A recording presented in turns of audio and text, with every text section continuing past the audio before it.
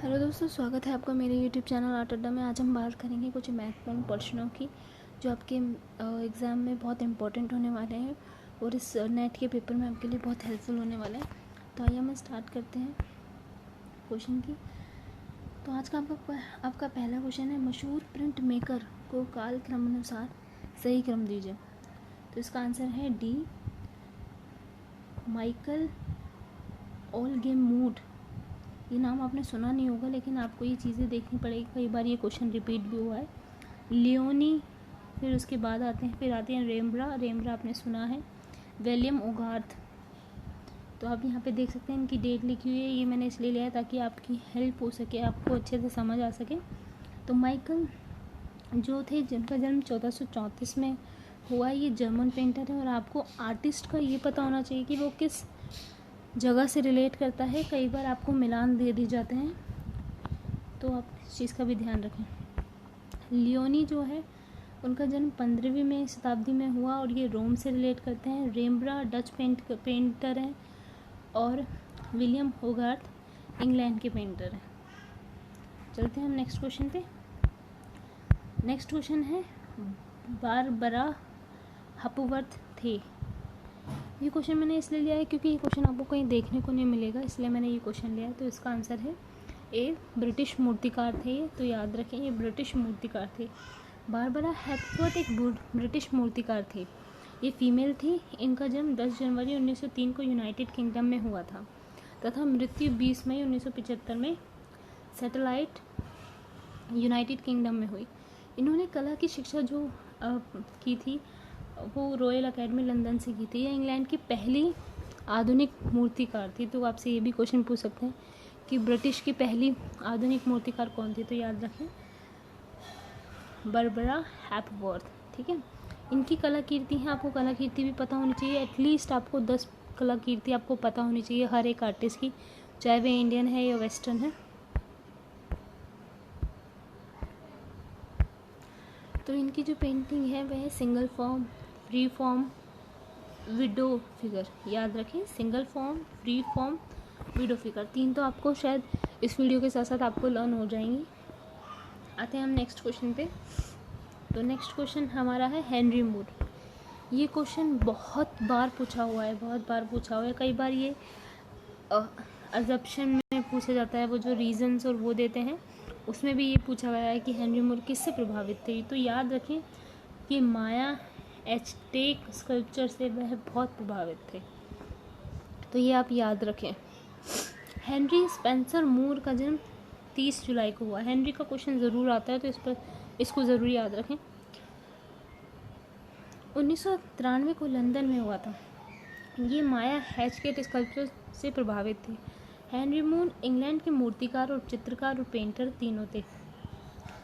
तो आपसे क्वेश्चन में ये भी पूछ लिया जा सकता है कि हेनरी मूर क्या थे, पेंटर, चित्रकार, मूर्तिकार, वास्तुकार, तो या उपयोग सभी। तो आपको पता होना चाहिए कि कोई भी आर्टिस्ट में क्या क्या गुण हैं। तो आपको वो चीज़ें ध्यान रखनी कि अगर एक आर्टिस्ट है तो वह प्रिंट मेकर भी है, वह स्कल्प्टर भी है, वह पेंटिंग भी बनाता है। तो ये आपको पता होना चाहिए। ये मैं इसलिए बता रही हूँ ताकि आप मेन फोकस करें, हर चीज़ पर फोकस कर पाए। इन्होंने द्वितीय विश्व युद्ध के समय फ़ोटो को चित्रित किया था। अब आपको याद रहेगा कि फ़ोटो को चित्रित करने वाले जो थे वो हेनरी मूर थे, जो युद्ध के समय में उन्होंने किया था। उनके द्वारा बनाई गई मूर्तियां हैं न्यूक्लियर एनर्जी जो 1967 में बनी, किंग एट क्यूनिन जो 1957 में बनी। इनकी मृत्यु हुई थी 1986 में। ठीक है, नेक्स्ट क्वेश्चन पे हम आते हैं। नेक्स्ट क्वेश्चन है, आफ्टर द साइक्लोन। ये क्वेश्चन भी बहुत बार पूछा गया है। आफ्टर द साइक्लोन नामक चित्र श्रृंखला किसने चित्रित की। तो याद रखिए, परितोष सेन ने इसका जन्म हुआ। या एक समकालीन कलाकार है। परितोष सेन का जन्म 18 अक्टूबर 1918 के ढाका बांग्लादेश में हुआ था। यह आधुनिक कला को प्रोत्साहित करने के लिए स्थापत्य कला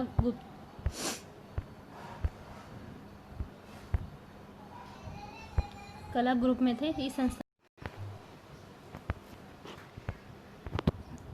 कलकत्ता, तो इसमें कहाँ पे थी, जिसमें आधुनिक कला के लिए कलाकारों को एकजुट किया था। इनके द्वारा आफ्टर द साइक्लोन जो नामक श्रृंखला चित्रित हुई है।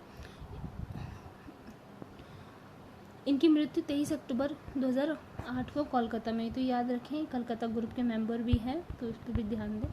नेक्स्ट क्वेश्चन पे हम आते हैं। ये क्वेश्चन भी बहुत बार पूछा गया है, कई बार बच्चे गलती कर देते हैं इसमें। मार्तंड सूर्य मंदिर से शुरू करते हैं। ये क्वेश्चन ऊपर नीचे करके कंफ्यूज किया जाता है, तो इसको कालक्रमानुसार चयन करना है इसका। तो इसका आंसर है बी। पहले आता है सांची मंदिर, याद रखें। उसके बाद आता है मार्तंड सूर्य मंदिर, फिर खजुराहो लक्ष्मण मंदिर और कोणार्क सूर्य मंदिर। तो ये चीज़ याद रखना, इसका आंसर है बी। नेक्स्ट क्वेश्चन ये है कि सबको क्रमानुसार लगाना है, तो जो इसका आंसर है सी डेविड। यहाँ पर हम 4 डेविड देखेंगे। वेराशियो का डेविड हम सब जानते हैं, सबसे पहले वेराशियो का डेविड बना जो कांसे में था। उसके बाद माइकलो एंजेलो का डेविड बना जो संगमरमर में था। उसके बाद बर्निनी का डेविड बना जो वह भी संगमरमर में था। उसके बाद MJJ मार्सिया का डेविड बना। ये क्वेश्चन आपको कहीं नहीं मिलेगा, आप इस पर भी ध्यान दीजिए। नेक्स्ट क्वेश्चन है सिल्क स्क्रीन प्रक्रिया के सही क्रम को चयन करना। सिल्क स्क्रीन की जो प्रक्रिया होती है उसका आंसर है ए। तेल आधारित छवि, गम अरेबिक, तारपीन, कलरिंग। तो जो सिल्क स्क्रीन प्रक्रिया का सही क्रम होगा वह कुछ इस प्रकार होगा। Next question,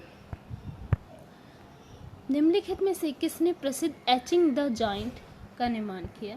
the etching the giant, याद रखिए, तो इसका आंसर है फ्रांसीसी गोया। ठीक है, फ्रांसीसी गोया का जन्म 30 मार्च को हुआ था। ये जो है ये रोमांसवादी चित्रकार हैं, याद रखिए, ये रोमांसवादी चित्रकार है और ये प्रिंट मेकर भी हैं। ठीक है, इसके द्वारा जो कुछ निर्मित प्रसिद्ध चित्र हुए हैं वो इस प्रकार हैं। The 3rd of May, the disaster of war, the clothed Maja, the colossus, the sleep of reason producers, monsters of the parasol इत्यादि। तो ऐसा माना जाता है 3 मई 4 मई ये इनका है। और ऐसा माना जाता है कि जब ये पेंटिंग कर रहे थे तो इनके घरों में भी कुछ लाशें देखी गई थी जिनकी वजह से इनके पड़ोसियों ने उन्हें वहाँ से निकाल दिया था। क्वेश्चन नेक्स्ट, इनका मिलान करना है हमें।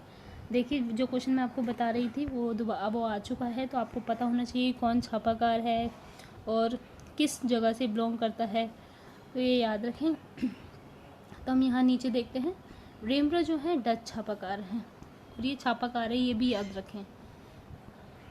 तुलूस लॉतरे फ्रांसीसी छापाकार है। पाब्लो पिकासो स्पेन के छापाकार है। अल्फ्रेड ड्यूरेर जर्मनी के छापाकार है। नेक्स्ट क्वेश्चन पे आते हैं। ये क्वेश्चन भी आपको नहीं मिलेगा, इसलिए मैं ये क्वेश्चन लाई हूँ कि जो नायिका होती हैं उनके भेद को बताना है, उनके इमोशंस को हमें मिलान करना है। ठीक है, तो ये कुछ इस प्रकार दिए हुए हैं। अभिसारी नायिका, प्रोषित भर्तिका नायिका, विप्लब्ध नायिका, कलाहांतरिका नायिका। तो जो इसका सही आंसर है वो इस प्रकार है। अभिसारी नायिका वह होती है जो मिलने के लिए गई होती है। ठीक है, मिलन के लिए या मिलने के लिए गई होती है। प्रोषित भर्तिका नायिका होती है वह जिसका पति कहीं चला जाता है, विदेश चला जाता है नौकरी के लिए, किसी चीज़ के लिए। उसके बाद आती है विप्लब्ध नायिका, जिसके पति द्वारा धोखा उसे मिलता है। कलहांतिका नायिका वह जिसका पति झगड़े के कारण अलग हो गया। तो ये याद रखें। ठीक है, नेक्स्ट क्वेश्चन है, प्रिंटिंग प्रेस के विकास का बताना है। ये क्वेश्चन भी हर बार पूछा जाता है, ये क्वेश्चन। तो इसका आंसर है B, letter press, lithography, offset, digital. क्या है? Letter press, lithography, offset, digital. तो इसका आंसर ये है। नेक्स्ट क्वेश्चन, ये क्वेश्चन भी कई बार रिपीट हुआ है। जिन्हें पता है वो तो बहुत आसानी से इसका आंसर देते हैं, लेकिन जिनको नहीं पता उनके लिए बहुत टफ है। तो इसका आंसर है डी, डांसिंग गर्ल, जो नेशनल म्यूजियम में रखी गई है। सारनाथ बुद्ध और शिव नटराज, कई बार इनको दे दिया जाता है और उनकी जगह दे दी जाती है कि ये कहाँ पर रखी हुई है, सुरक्षित संरक्षित की गई है। ये हमारा आज का लास्ट क्वेश्चन है। ये क्वेश्चन भी कई बार पूछा जाता है, तो इसका आंसर है सी। हमको प्रिंटिंग के सही ऐतिहासिक क्रम को बताना है। तो इसका आंसर है पहले वुड कट आता है, क्योंकि पहले हम वुड पर ही एक्सपेरिमेंट कर रहे हैं, तो हमें पहले वुड का ही याद रखें, वुड ही रहेगा।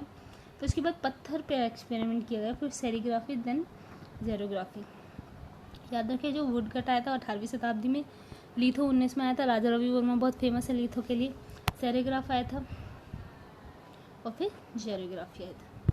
तो आज की हम क्लास यहीं ख़त्म करते हैं। आई होप आपको मेरी क्लास पसंद आई हो। Thank you.